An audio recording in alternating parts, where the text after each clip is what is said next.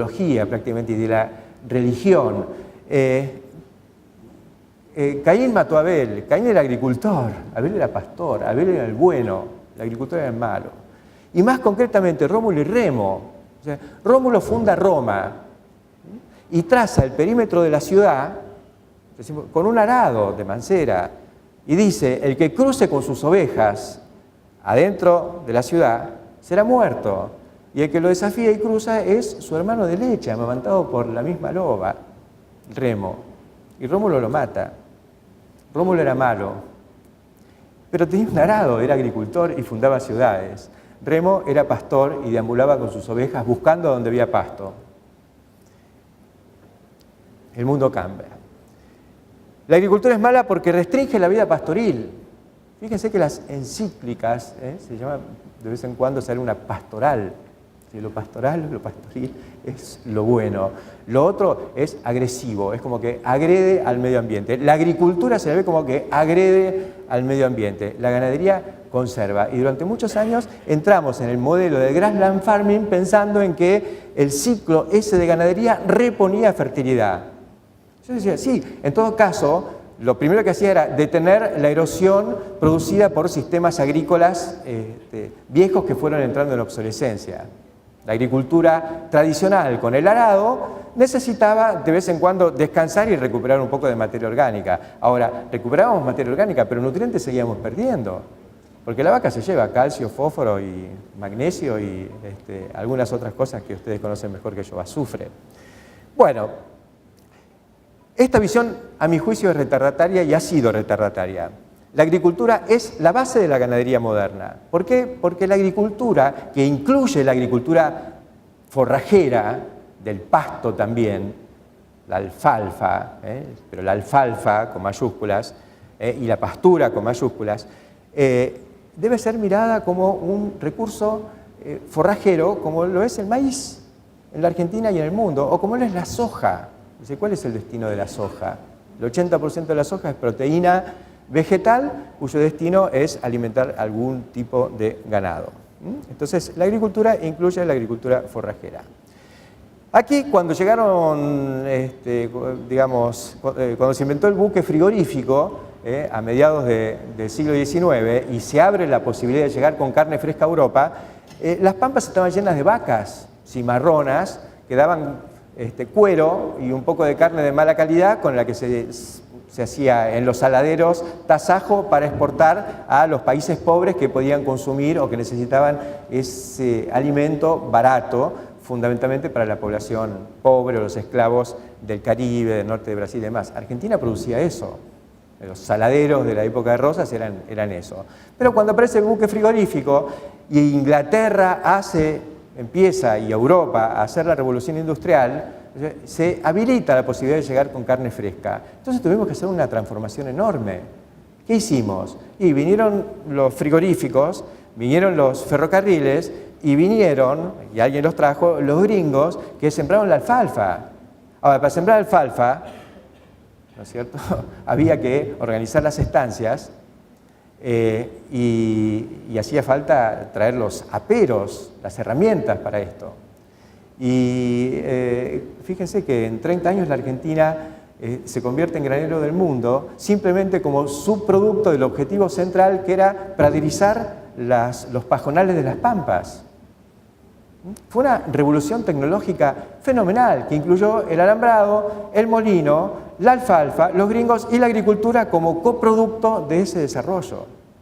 Ahora eran cosas independientes, hacíamos agricultura como cash crop, como se hace en todo el mundo y como se hace en la Argentina también, como cultivo para hacer plata, y ganadería en el resto del campo, que era lo que praderizábamos. Bueno, el alambre en No sean bárbaros de Sarmiento tenía que ver con eso, es la frase de la época, ¿no? Con esto fuimos granero del mundo. Pero después se va consolidando un modelo de grassland farming, digamos que es un modelo muy sustentable, sin duda, durante muchos años, pero que tenía, digamos, una burbujita en el medio de la cañería que iba corriendo. Y esa burbujita que iba corriendo era el desarrollo tecnológico de la agricultura y también de la ganadería, pero donde cada vez más se ve que la producción de materia seca de alta calidad por hectárea avanza de manera voluptuosa en la agricultura, primero en la era de la Revolución Verde de los años 70, que a la Argentina llega tarde, y luego con los recursos más recientes de la biotecnología y nuevas fórmulas para el manejo de la tecnología en general. Ahorro de combustible, menos pasadas, siembra directa, posibilidad de agricultura permanente, y eso significa mucha más producción de materia seca por hectárea y por año. Saben que el año pasado la Argentina, en una proporción muy importante de su zona núcleo, estuvo en los 100 quintales por hectárea de rendimiento en maíz y en trigo soja. Si trigo de 7.000 kilos con soja de segunda de 3.000 kilos, fueron casos que se estuvieron dando. Frente a eso, nuestra ganadería tradicional del Grassland Farming, de los 300 kilos de carne de invernada por hectárea, sí va a ser cada vez más difícil de sostener.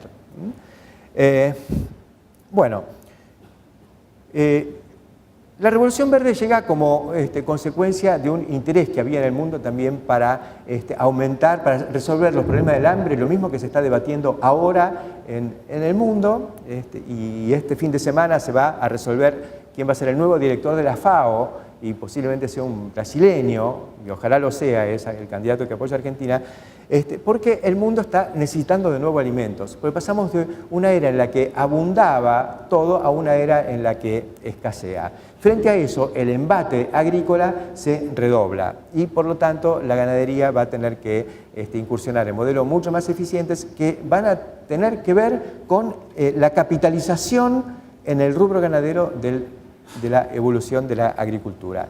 La brecha entre un modelo clásico y la agricultura se fue ampliando con la biotecnología, más las hojas RR que facilitó la siembra directa y permitió, le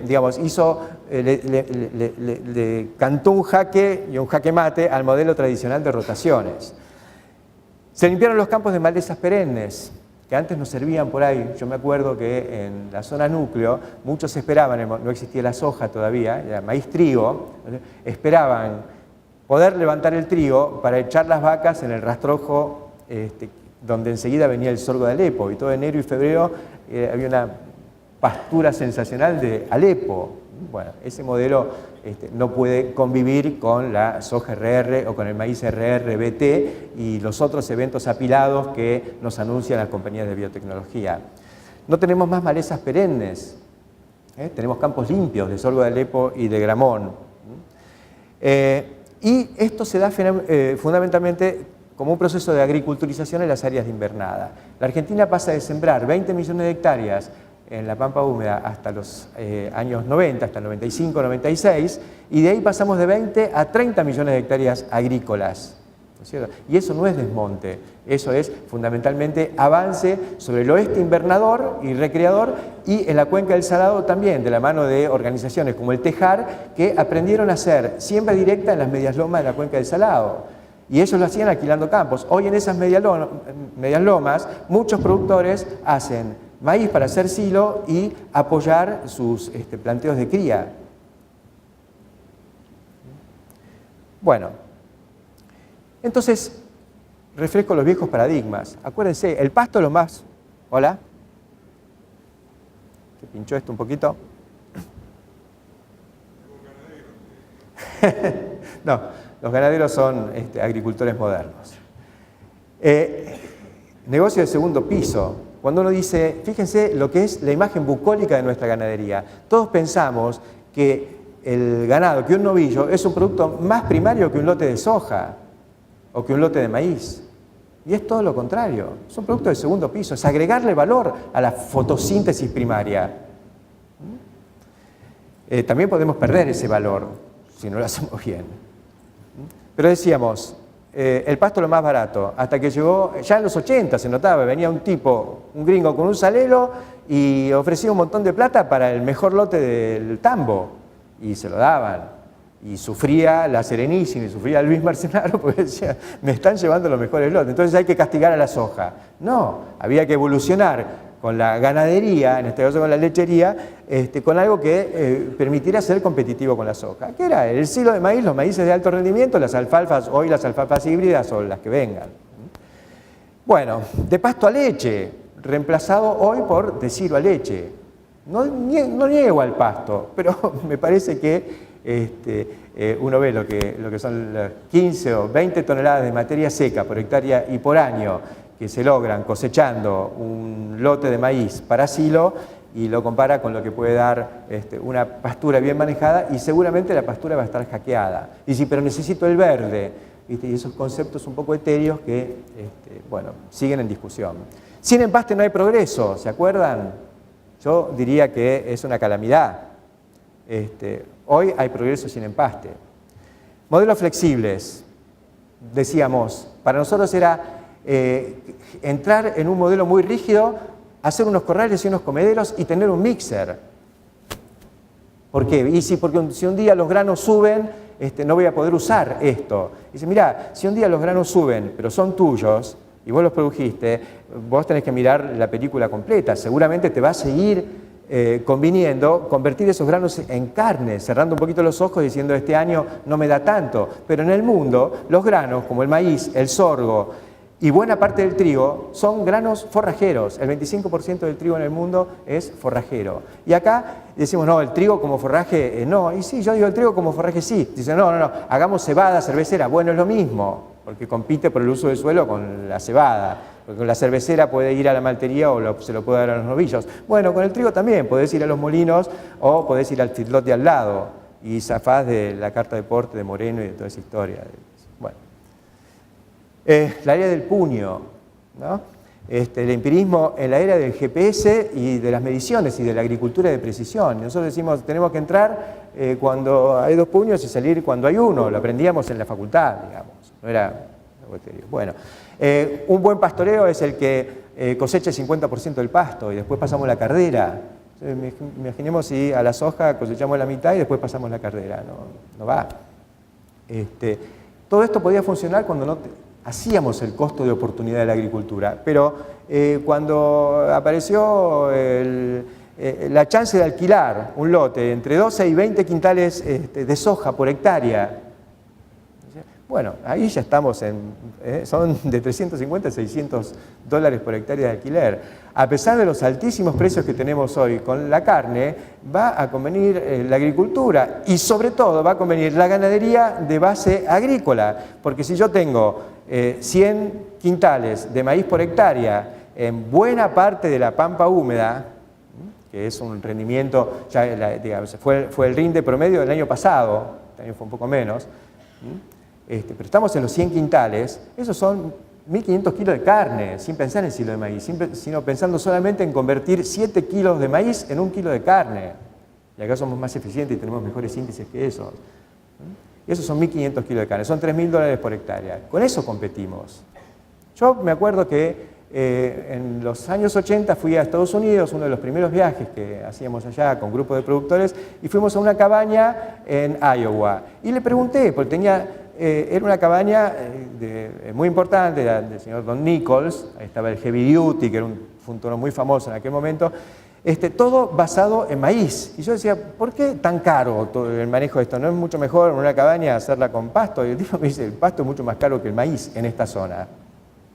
Después entendí la cuestión del costo de oportunidad. 100 quintales de maíz hay que darle. Bueno, hoy diríamos, el que se metió en estos sistemas sonó, porque miren el precio del maíz. Ahora bajó un poquito, pero estamos en precio de maíz que triplican los valores históricos. Pero, muchachos, los contrarios también juegan. Todo el mundo que produce carne se encuentra frente a este nuevo paradigma. Los granos valen más. ¿Por qué? Porque el mundo come más y además estamos usando los granos para producir biocombustibles y hay una competencia y todo un debate también sobre eso, pero la nave va y va a seguir, por suerte para la Argentina, y por lo tanto el modelo va a ser porque es el que genera más producción por hectárea. ¿Por qué? Porque entonces digo, no, es más barato hacerlo con una pastura y vamos a decir, mira, es más barato en todo caso porque firmás menos cheques, pero mucho más caro en términos de costo de oportunidad.